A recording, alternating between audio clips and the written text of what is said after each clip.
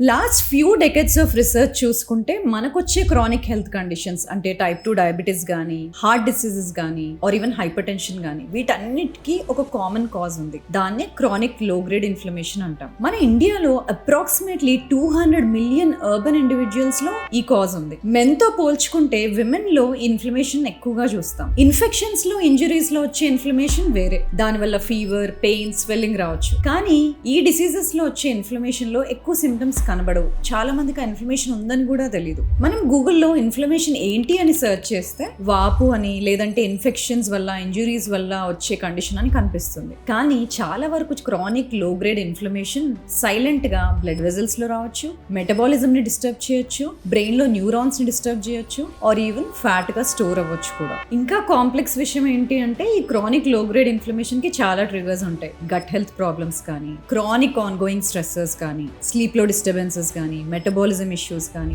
మీ life style factors, అలాగే మీరు age అవుతూ ఉంటే మీరు అక్యుములేట్ చేసే inflammation. Hi, I'm doctor Samatatulla, your longevity physician. ఇవాళటి వీడియోలో లో గ్రేడ్ ఇన్ఫ్లమేషన్ అంటే ఏంటి, ఏజింగ్ ని ఎలా ఇన్ఫ్లుయెన్స్ చేస్తుంది, అసలు ఉందా లేదా అనేది మనకి బాడీలో ఎలాంటి సిమ్టమ్స్ ద్వారా తెలుసుకోవచ్చు, అలాగే ఎలాంటి లైఫ్ స్టైల్ మెజర్స్ తీసుకుంటే మనం ఇన్ఫ్లమేషన్ ని రెగ్యులేట్ చేసుకోవచ్చు అనేది ఎక్స్ప్లెయిన్ చేస్తాం. ఇన్ఫ్లమేషన్ అనేది మన ఇమ్యూన్ సిస్టమ్కి ఉండే ఒక వెరీ న్యాచురల్ ప్రాసెస్. మనకి దెబ్బ తగిలినా లేదంటే ఇన్ఫెక్షన్ వచ్చినా ఇమ్యూన్ సిస్టమ్ ప్రాపర్ సిగ్నల్ ఇచ్చి ఆ బాడీని రికవర్ అయ్యేలాగా హీలింగ్ మెకానిజం ఉంటుంది. దాన్ని ఇన్ఫ్లమేషన్ అంటారు. కానీ అది అక్యూట్ గా షార్ట్ పీరియడ్ ఆఫ్ టైంలో స్టార్ట్ అయ్యి ఎండ్ అయిపోతుంది. కానీ క్రానిక్ లో గ్రేడ్ ఇన్ఫ్లమేషన్ అంటే ఏళ్ల తరబడి మనకి ఇమ్యూన్ సిస్టమ్ చాలా రోజులు ఇలా యాక్టివ్ గా ఉండి ఈ ఇన్ఫ్లమేటరీ సిగ్నల్స్, మాలిక్యూల్స్ అనేవి రిలీజ్ అయ్యి స్లోగా బాడీస్, మన టిష్యూస్, ఆర్గన్స్ అన్ని ఇన్ఫ్లమేటరీ కెమికల్స్ కి, సైటోకైన్స్ కి ఎక్స్పోజ్ అయ్యి స్లోగా మన బాడీ ఫిజియాలజీ అంతా చేంజ్ అవుతూ ఉంటుంది. దీనికి చాలా స్పెసిఫిక్ సిమ్టమ్స్ అంటూ ఉండవు. కానీ టాప్ మోస్ట్ కామన్ సిమ్టమ్స్ మేము చూసేవేంటి, పెయిన్స్, జాయింట్ స్టిఫ్నెస్, ఎక్సర్సైజ్ చేస్తే సరిగ్గా రికవర్ అవ్వకపోవడం, బ్రెయిన్ ఫాగ్ గా అనిపించడం, ఫెటిక్ గా అనిపించడం, ఇవి కామన్. కానీ ఇవి కాకుండా చాలా అదర్ సిమ్టమ్స్ కూడా ఉంటాయి. ఎందుకు అంటే ఈ క్రానిక్ లో గ్రేడ్ ఇన్ఫ్లమేషన్ వల్ల మన మెటబాలిజం ఎఫెక్ట్ అవ్వచ్చు, గట్ హెల్త్ ఎఫెక్ట్ అవ్వచ్చు, అలాగే మన బ్లడ్ వెజల్స్ ఎఫెక్ట్ అయ్యి బ్లడ్ వెజల్స్ స్లోగా స్టిఫనింగ్ స్టార్ట్ అయిపోతుంది. అలాగే మన బ్రెయిన్లో న్యూరాన్స్ ఎఫెక్ట్ అవ్వచ్చు, అందుకే బ్రెయిన్ ఫాగ్ కూడా అనిపించవచ్చు. ఇలా డిఫరెంట్ సిస్టమ్స్ చాలా రోజులు ఇమ్యూన్ సిస్టమ్ రిలీజ్ అయ్యి సైటోకైన్స్కి ఎక్స్పోజ్ అయ్యి ఇలా ఏళ్ల తరబడి లో గ్రేడ్ ఇన్ఫ్లమేషన్ ఉండొచ్చు. ఇవాళ మనకి క్రానిక్ లో గ్రేడ్ ఇన్ఫ్లమేషన్ తెలుసుకోవడం ఎందుకు అవసరం అంటే రీసెంట్గా జరిగిన రీసెర్చ్ అన్నిట్లో మనకు కామన్గా ఉండే డిసీజెస్లో, డయాబెటీస్లో కానీ, హైపర్ టెన్షన్ కానీ, హార్ట్ డిసీజెస్ కానీ, ఫ్యాటీ లివర్ డిసీజ్, అలాగే మెటబాలిక్ సిండ్రోమ్స్ ఆర్ న్యూరోడిజనరేటివ్, ఇలా అన్ని కండిషన్స్కి కామన్గా లో గ్రేడ్ ఇన్ఫ్లమేషన్ ఉంది అని కనుక్కున్నారు. కాబట్టి ఇవాళ మనకి కండిషన్ గురించి తెలుసుకోవడం చాలా ఇంపార్టెంట్. ఇలా లో గ్రేడ్ ఇన్ఫ్లమేషన్ అనేది మనకు పర్సిస్టెంట్గా ఉంటే మన ఏజింగ్ ప్రాసెసెస్ అన్ని కూడా స్పీడప్ అవుతాయి. అంటే ఏంటి, మనం ఫాస్ట్గా ఏజ్ అవుతాం. దానివల్ల మన ఏజింగ్ రిలేటెడ్ డిసీజెస్ అన్నీ కూడా ఫాస్ట్గా వస్తాయి. ఈ లో గ్రేడ్ ఇన్ఫ్లమేషన్ రావడానికి చాలా కాజెస్ ఉన్నాయి. కానీ ఇవాళ మనం టాప్ 5 డిస్కస్ చేద్దాం. నెంబర్ 1 ఇస్ మెటా ఇన్ఫ్లమేషన్, అంటే మెటబాలిక్ డిస్ఫంక్షన్తో వచ్చే ఇన్ఫ్లమేషన్. దీనికి most important reason physical inactivity and calorie excess. అంటే చాలా రోజులుగా మనకు అవసరం ఉన్న దానికన్నా ఎక్కువ ఫుడ్ తీసుకున్నప్పుడు ఆర్ క్యాలరీ ఎక్సెస్ తీసుకున్నప్పుడు బాడీలో వెయిట్ గెయిన్ అవ్వడం, ఇన్సులిన్ రెసిస్టెన్స్ రావడం, స్లోగా మెటబాలిజం స్లో డౌన్ అవ్వడం, ఇవన్నీ గమనిస్తాం. వీటి వల్ల ఇన్ఫ్లమేషన్ అనేది పెరుగుతుంది. This is called meta inflammation. ఇది one of the most common reasons. మేము పిఎంఎక్స్లో చూసే చాలా మంది మెంబర్స్లో most common reason for inflammation కూడా ఇదే, metabolic dysfunction associated inflammation. And second most common reason is gut derived inflammation.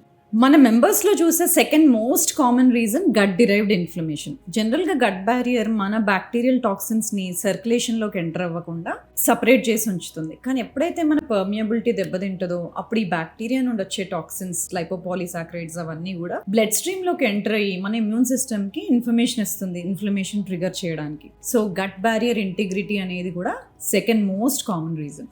Gut permeability break అవ్వడానికి చాలా రీజన్స్ ఉంటాయి. మన లైఫ్ స్టైల్ హ్యాబిట్స్, మనం తీసుకునే ఫుడ్ కాంపోజిషన్, అలాగే మనం తీసుకునే ఫుడ్లో ఫైబర్ ఉందా లేదా, పెయిన్ కిల్లర్స్ ఏమైనా ఎక్కువ వాడుతున్నామా, సో ఇలాంటి డిఫరెంట్ రీజన్స్ ఉంటాయి. అలాగే third most common reason chronic psychological stress.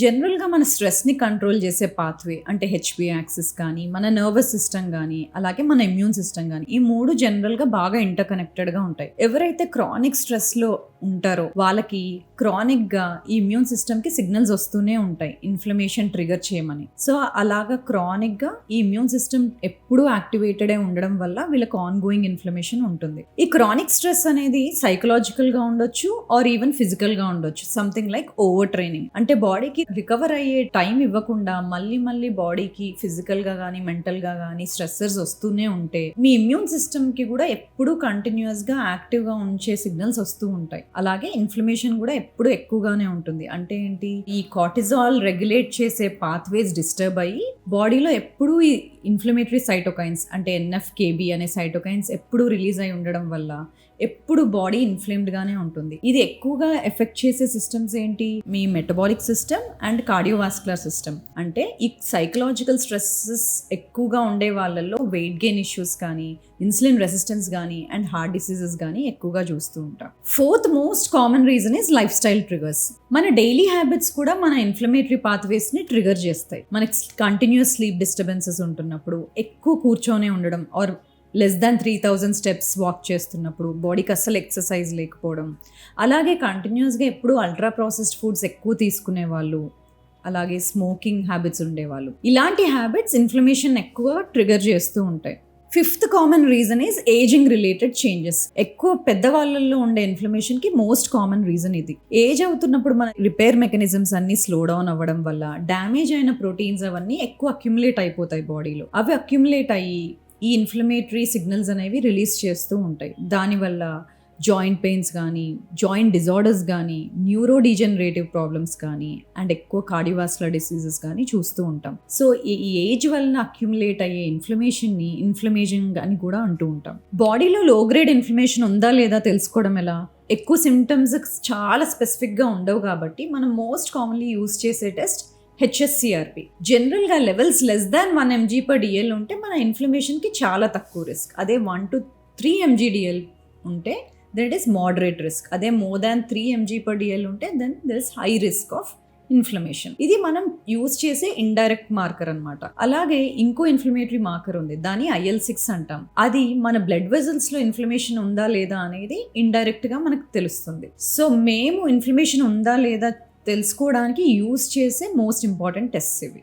ఎలాంటి మెజర్స్ తీసుకుంటే ఈ లో గ్రేడ్ ఇన్ఫ్లమేషన్ని చాలా తక్కువగా పెట్టుకోవచ్చు? Number 1, physical activity. ఎప్పుడైతే మనకు బాడీకి కావాల్సినంత ఫిజికల్ యాక్టివిటీ ఉంటుందో దెన్ మసిల్స్ అండ్ బోన్స్కి రెండింటికి స్టిమ్యులేషన్ ఉంటుంది. అప్పుడు మజిల్స్ కంట్రాక్ట్ అయినప్పుడు మనకి రిలీజ్ అయ్యే మయోకైన్స్ వల్ల మన మెటబాలిజంకి, మన ఇమ్యూన్ సిస్టమ్కి ఇండైరెక్ట్గా యాంటీ ఇన్ఫ్లమేటరీ సిగ్నల్స్ వస్తూ ఉంటాయి. దానివల్ల మన బాడీ హెల్దీగా ఉంటుంది. అండ్ నెంబర్ 2, మనం తీసుకునే న్యూట్రిషన్.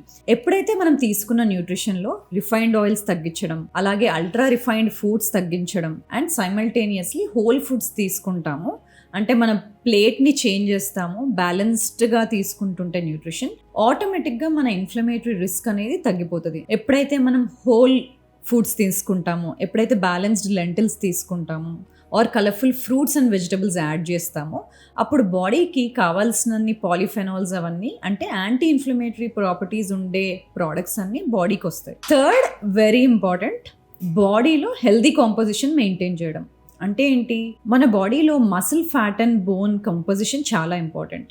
మెన్ అయితే at least less than 22% of the total body fat maintain చేయాలి. అదే విమెన్ అయితే less than 30% of the body fat. కానీ మోస్ట్ ఇంపార్టెంట్లీ ఈ body fat visceral adipose tissue అంటే మన లివర్ అండ్ ప్యాంక్రియాస్ చుట్టూతా ఉండే విజరల్ అడిపోస్ టిష్యూ అనేది తక్కువగా ఉండాలి.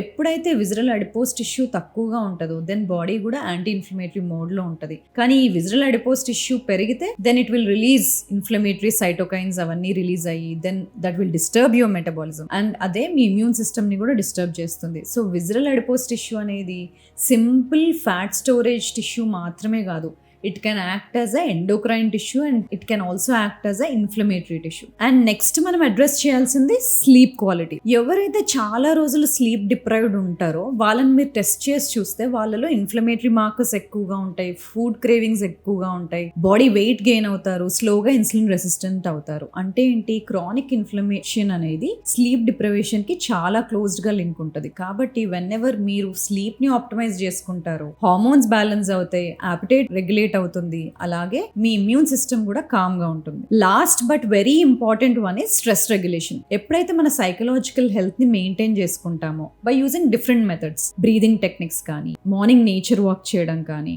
అలాగే మనకి బాడీకి రిలాక్సేషన్ వచ్చే techniques, for example reading a book కానీ, or spending time with family, or taking your dog for a walk కానీ, ఇలాంటి ఏవైనా రిలాక్సేషన్ మెథడ్స్ వాడినప్పుడు then immune system is very calm. So మీ ఇన్ఫ్లమేటరీ రిస్క్ కూడా చాలా తక్కువగా ఉంటుంది. So finally low grade inflammation అనేది ఒకటి సపరేట్ డిసీజ్ కాదు, కానీ అది one of the important root causes for many other diseases. So మనకి ఏ డిసీజ్ రిస్క్ తగ్గాలన్న బాడీలో మనం ఇన్ఫ్లమేషన్ ఎప్పుడూ కూడా లో లెవెల్లో పెట్టుకుంటే మన risk of age related diseases అన్నీ తగ్గుతాయి, అలాగే మన పేస్ ఆఫ్ ఏజింగ్ కూడా తగ్గుతుంది. అలాగే బాడీలో ఈ ఇన్ఫ్లమేషన్ని పెంచే డ్రైవర్స్ని మనం తెలుసుకుంటే, అంటే మన lifestyle risk factors, stress, sleep disturbances, మన type of nutrition and exercise, ఇవన్నీ కూడా తెలుసుకొని కంట్రోల్లో పెట్టుకుంటే then we can reduce the risk of all chronic diseases in life. Thank you for watching this video till the end. Meek ivalat video informative ga anpiste then you should also watch other 2 videos. One is fatty liver disease and other one is cholesterol. మీరు ఇంకా ఈ ఛానల్కి subscribe చేసుకోకపోతే please do subscribe and share with your family and friends.